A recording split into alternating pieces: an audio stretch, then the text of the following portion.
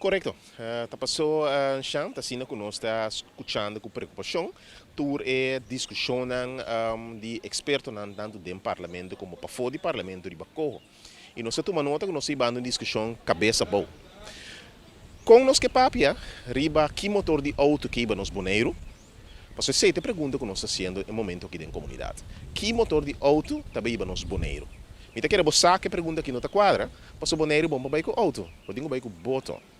Pero nós estamos papiando mais em comunidade, ribe veículo que está corro, sem papel ribe destinação. Antes sei o que está sucedendo agora aqui. Nós invitamos experto, vindo na opinião, ribe lei, que está corro, que tem veículo, se não é da papia, ribe onde país que só tem que vai. Pergunta importante, maneira como nós está aqui, onde nós está.